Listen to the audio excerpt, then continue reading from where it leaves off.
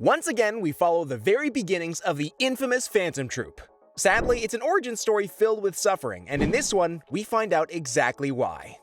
Just as a special showing of Cleanup Rangers is starting, a certain member is missing. However, the audience is ignorant of the fact. Instead, they are overjoyed for the screening. After all, this is entertainment in a city surrounded by junk. Meanwhile, the same can't be said for the troop. They anxiously await the arrival of 3 missing members: Franklin, Nobunaga, and Sarasa. Sheila says that both Franklin and Nobunaga show up at the last moment, and Sarasa isn't with them. Her presence is sorely missed, and it's odd that she's not there, especially because Uvajin mentions that Sarasa is always 15 minutes early. So she's known to be punctual and eager. Showing up so late rings alarm bells. Chrollo agrees and seems the most worried. These are his friends and fellow actors. For these reasons, he decides to look locally for her. Sheila offers to go with him, asking Chrollo if he's ever met Sarasa's nannies. The children proceed to ask around, but even her nannies don't know. They simply say they haven't seen her since yesterday. The nannies didn't see a reason to raise an alarm though. They had believed Sarasa was with the troop. Oh, how wrong things will go now. The excited audience chatters amongst themselves until an announcement is heard. The troupe decided to postpone the show. It's clear they still hold out hope. Unfortunately, we know this will only end in tragedy. Finks informs Chrollo that Sarasa didn't return to her hamlet at all. As they talk amongst themselves, Uvo spills the beans. He tells the group that Sarasa most likely went looking for more tapes, and it's sad to see something that brought them together also be the thing that carves their path into villainy. Pakunoda wonders aloud what to do, her face as crestfallen as her allies. They all look at Chrollo, their faces determined yet melancholy. The troupe knows exactly how dire this situation is. Sarasa wouldn't miss the show otherwise. Then, Chrollo stands alone to address the audience. They immediately recognize him and cheer on their red-colored sentai. Sadly for them, he'll be the bearer of bad news. And it's all over his face. Chrollo looks nervous and genuinely remorseful to tell his fellow Meteor City residents about Sarasa. That being said, he doesn't mince words. Chrollo is straight to the point and sincere. He tells the crowd that the show has been postponed, and a sea of faces contort into disappointment. Which makes sense. These shows have become commonplace now. They're probably even comforting in a way. To have something familiar ripped from them is just another blow. But then Chrollo explains why the show can't go on. He explains that Sarasa, who plays Cleanup Orange, is missing.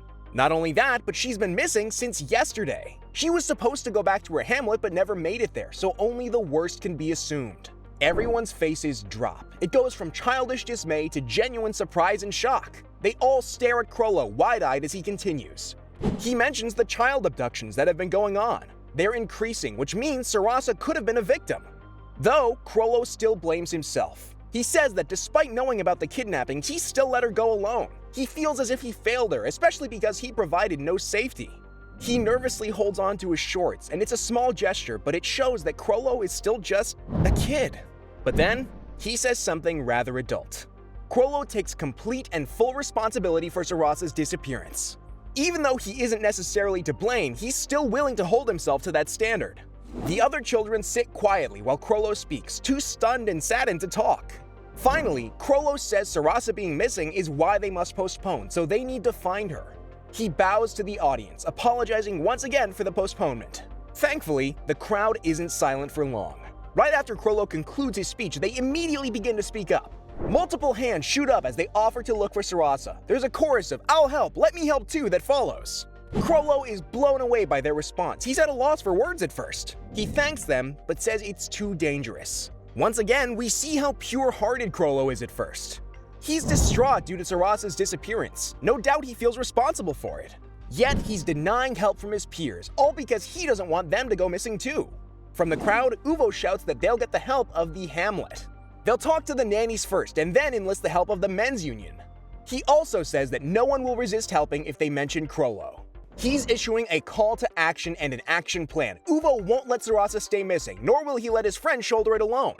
They're such admirable kids, which makes their future even more heartbreaking. Finks joins in too. He shouts encouragement while everyone agrees. It is now a group, no, a community effort. They're all rallied behind Chrollo's cause. Finks even offers his bike to Chrollo and Uvo. Seeing the determination and unity of his friends, Chrollo is moved to literal tears. Uvo quickly tells him to stop crying because they will find her. He tries to calm his friend by saying Sarasa probably just got hurt and stuck. She'll be fine, she just needs to be found. If only he were right. The two friends, Chrollo and Uvo, then race off on Finks's bike. They search far and wide. Sarasa could be literally anywhere at this point. She's been missing since yesterday. Rain begins to fall, which can only mean one thing. Something terrible has happened. Meanwhile, the troop and other kids are calling out for Sarasa while searching farmland. Uvo and Chrollo instead seem to be looking around the junk heaps. Then, Chrollo finds it. A single heart bag. It's too distinctive to not be Sarasa's. Now the situation is grim. Or more grim than it was previously. Now they have reason to believe she may have been hurt by someone or something. Both are clearly worried, and Chrollo picks up the bag. They look toward the forest in front of them. Is it possible that Sarasa disappeared there? Could Uvo be right about Sarasa just being injured? Either way, the forest gives off a creepy atmosphere. Despite that, Chrollo wonders aloud if Sarasa is in there. Fear and anxiety are clear across Chrollo's face. Rain still continues to fall. It's just as heavy as when it first began. But that doesn't deter anyone. Instead, the troop bravely travel into the forest. It's dark, sprawling, and unsettling. They all know something is wrong. Sadly, they're in for quite the shock. As they walk, the group notices a dark bag hanging from a tree. It's peculiar. The bag stands out merely because it's the only one strung up, as if it's meant to be found. As if it's a message. On the same tree, there appears to be a note. It's nailed to the tree with a knife, and the bag stands motionless in the storm. Immediately, Uvo is in disbelief. He denies it at first, but then insists someone should check. Pakunoda is overcome with grief, shaking with her hands over her mouth. Sheila does her best to provide comfort even though she looks just as sad. Quietly, Chrollo approaches the bizarre scene. Bravely, he offers to look. They all know what this means, but they need the closure of being sure. Uvo asks him what was written on the paper. Regrettably, Chrollo doesn't answer him. He simply asks for the bag to be lowered. His voice is somber, lacking any feeling. Uvo isn't satisfied with Chrollo's response, though. He takes the note off the tree, demanding to know what was written. Personally, I hope this is something they stick with for a while. It's an interesting mystery if Chrollo refuses to speak it out. Surely his friends would deserve to know what happened. Once again, Chrollo just asked for the bag to be lowered. Uvo is simply in disbelief. The children are able to cut the bag from the tree. It appears that they used the knife from the note. In a way, that feels like added grief. If the knife wasn't there, they may not have been able to cut down the bag. It's high up and they're in a storm. Chrollo catches the mysterious bag. It's heavy and lands in his arms with a thud. In fact, it knocks him back. The contents of this bag can't be good. This can only lead to more misery. Though Chrollo isn't deterred, everyone watches silently with bated breath as their leader unties the bag. Uvo runs to him just as it opens. Both will be privy to the horrific contents.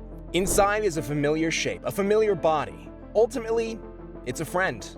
The signature hair gives it away. This is Sarasa's corpse. Chrollo stares at it, his face twisted into an uncharacteristic grimace. He knew Sarasa. They were all friends. Hell, they performed together. Yet here she is, tossed away like trash, not even given a proper burial. It's as if she never meant anything, but the troop knows better. Attached to her forehead is another note. Behind Chrollo, Uvo witnesses the brutal scene. His expression changes to anger and sadness. A silence falls in the group before Nobunaga asks if it's Sarasa. Uvo once again asks Chrollo what is on the paper, specifically the one on Sarasa's forehead. Chrollo refuses to say, which means it must be terrible. If he isn't willing to indulge, there are several possibilities for what it could be, and none of them are good. Uvo is then angered by Chrollo's refusal to explain. This is his friend too. He grabs Chrollo by his shirt, shouting at him. He yells for Chrollo to take him seriously. He demands to know what was written. Chrollo doesn't do anything. He simply looks at his friend with a blank stare before refusing once more. He then swears to take the words to his grave. So we may never know what was written. But what we do know is that it was so bad that Chrollo wouldn't elaborate. Maybe it's to protect his friends. Refusing to tell only makes Uvo's temper worse. Chrollo does tell him to read it himself. Further agitated, Uvo throws Chrollo to the ground. He hits the rain-soaked earth hard. It's clear Uvo is offended. If Chrollo has the right to know, why shouldn't he? Then Uvo begins to storm off, Machi yelling after him. She asks if he's just going to run away, leaving her body there. Sarasa was their friend. The least they can do is offer her a proper burial. She shouldn't be forgotten in a bag within a massive forest. Uvo stops in his tracks but refuses to answer. Meanwhile, Machi holds the bag closer to her body. It's as if she's hugging it. Machi says they need to take her home. Leaving her would be too miserable and a disservice to their friend. Machi also comforts the now-dead Sarasa. She says their friend must have been in agony and that she must have been frightened. Her last moments were so lighthearted, too. She was looking for a tape for her friends. Tears begin to form as Machi apologizes to Sarasa. All the while, she continues to hold the macabre back. Both Sheila and Pakunoda break out into tears. Their cries are loud, perfectly demonstrating the loss they've experienced. Rain turns to day. After returning her body, Sarasa is prepared for burial. Her body is the complete opposite of the brutal mess they found. Instead, she looks reserved, at peace even. The troop is gathered around her body, commenting that she looks as if she were still alive. Lysaurus explains to the children that her lifelike appearance is due to embalming. Now, who is to thank for this? A mysterious woman known as Renko. Lysaurus dotes on her. He says that Sarasa's body was in such a bad state that restoring her is nothing short of a miracle. Renko then appears, her body covered in black clothing along with a hat that resembles bunny ears. She has long hair and wears a mask that covers her face. Honestly, the full black silhouette just makes me wonder if she's someone who will be relevant in the present. Either way, the children continue their funeral preparations. They add flowers to her casket as well as her beloved heart bag. They also give her something important to them too. Uvo decides to leave their special tape that started it all with Sarasa, forever cementing their bond. While the troop prepares, Machi meets up with the shady Renko. She asks if Renko can teach her how to embalm. Renko is rather dismissive. She tells the young girl that it isn't a skill to be taught, it's a special power. Then Machi asks a startling question. She wonders if Renko's ability is due to the strange glow around her body. The woman is immediately shocked. She is startled, asking if Machi can see her aura.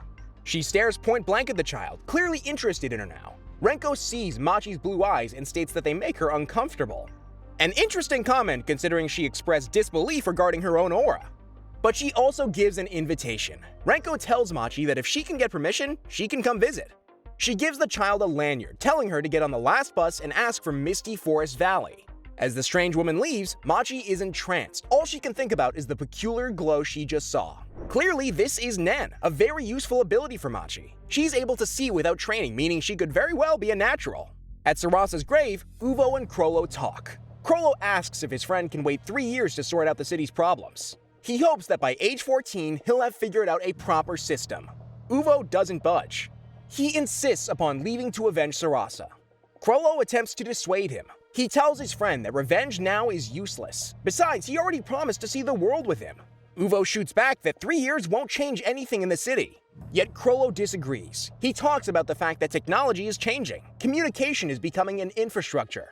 People will be able to talk without a second's delay. It's their future. Plus, everyone's information will be easy to gather that way. Uvo is confused by this, asking what his friend means. Chrollo then explains. He believes the killers recorded the murder, which leaves behind a trace, a lead they can follow. Chrollo also states that the crime scene was staged. Not only that, but they probably filmed where the children stood, which is a rather chilling statement. But then we get to the heart of Chrollo's speech. With the internet, people will be able to upload these horrors for the world to see. It'd be a place to showcase their morbid art. However, the infrastructure will obviously be regulated, so Chrollo has a solution, allowing Meteor City to become a safe haven for criminals. Uvo is confused by why Chrollo wants to do this, but Shalnark appears from the bushes to explain. By utilizing the new communication developments, the troop can create a cesspool to lure Sarasa's killers into. He jumps at the chance to help too. Then their other friends appear. They all agree to help Chrollo. In 3 years' time, they'll develop the tools, skills, and knowledge needed to find the killers. Afterwards, they'll use their powers to permanently stop them. Sadly, there is one troop member who declines, Sheila. She runs away from the scene, her face crushed with sadness. Chrollo also tells them the most important thing. They'll need to lay their lives on the line for this. To make sure this never happens to anyone else, the troop will need to kill. Finks is unfazed by this, while Pakunoda looks down in disdain. Although Chrollo does admit Sarasa wouldn't want this, so if he ever sees her again, some way, somehow, he'll apologize to her.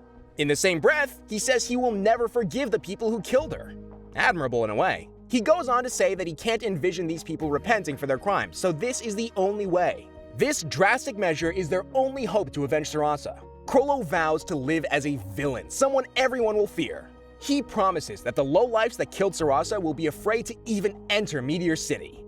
Finally, he asks Uvo if he'll be the leader of their murderous troop. Uvo declines, insisting that Chrollo is their leader. Everyone, including him, will follow Chrollo until the day they die. This is something they're giving their all for. Chrollo looks as if he's about to cry after seeing his friend's dedication. Then, a time skip. Several years later, the troop is inhabiting a hideout. They finally reach the brand of notoriety they wanted. The Phantom Troop has been born. Whew, now that was a chapter. Personally, I am dying to see what happens next week. I've been Jack Stansbury, and thank you so much for watching.